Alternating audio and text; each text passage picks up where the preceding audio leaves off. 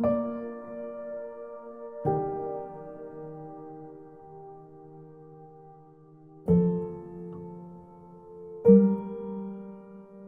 at that.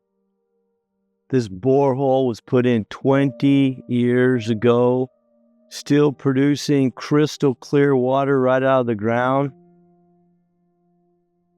It's so delicious, so amazing. Water Wells for Africa installed this July 30th, 2004.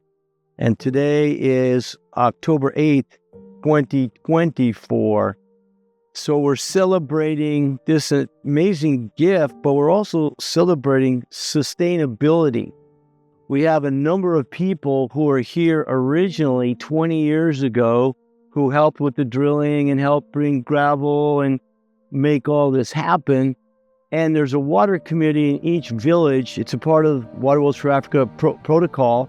And so what we're seeing here is the amazing resilience and power of the Malawian people to maintain their precious gift of water.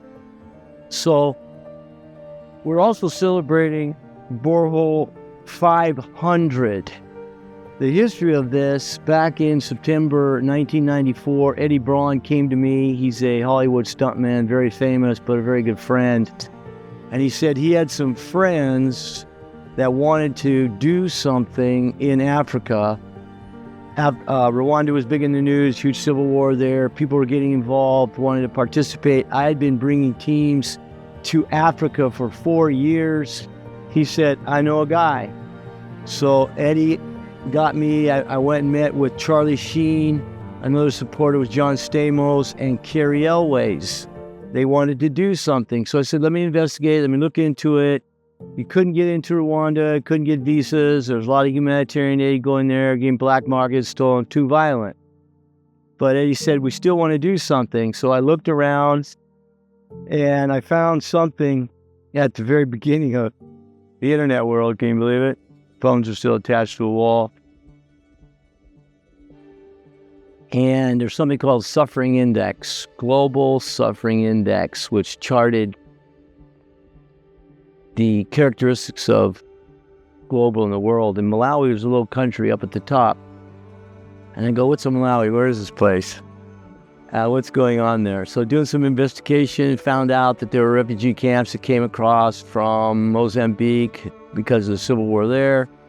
And even though the war was winding down, we decided that we would come to Malawi, travel down in Sanje, and see what could possibly be done.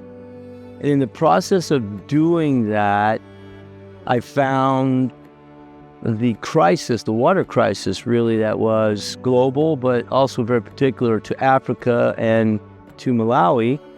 Women carrying huge buckets of water from no visible water point to no visible village. And I was shocked because where I come from, everybody has water. Front yard, backyard, every park, every gas station, every hotel. There's not one single person that does not have access to water.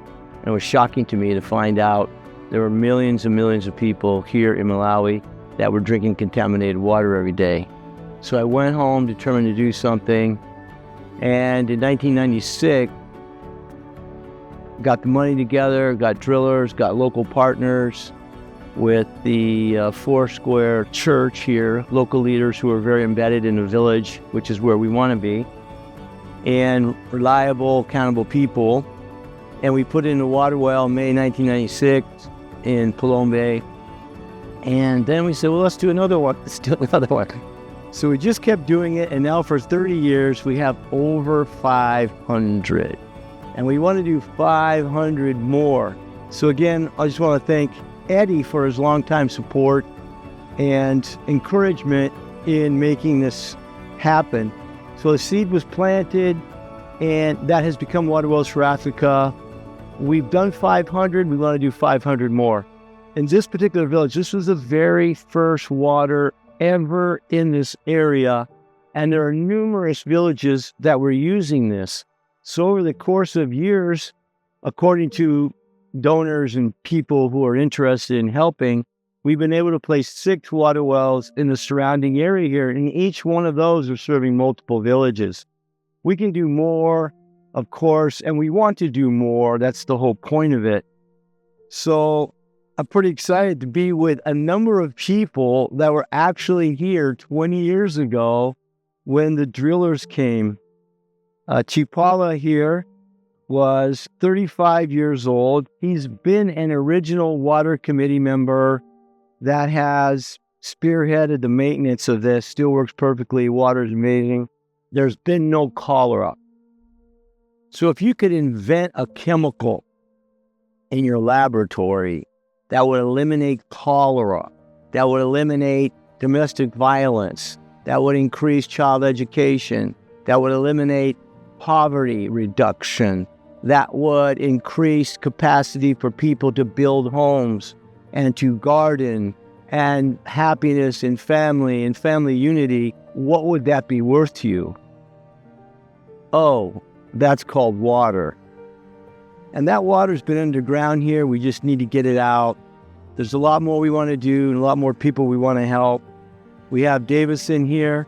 He was 20 years old when the borehole came, one of the little kids that helped the drillers. Right. We have Wester. Where's Wester? There's Wester right there. He was 30 years old. We have a young lady here with us right here who is Chipala's daughter. She was born 3 months before this water well was put in. Never had a waterborne disease, never been sick. She is now in her 2nd year in high school. She wants to be a nurse. She's got dreams, she's got hopes. And we have Jackson. Where's Jackson? The Jackson right here.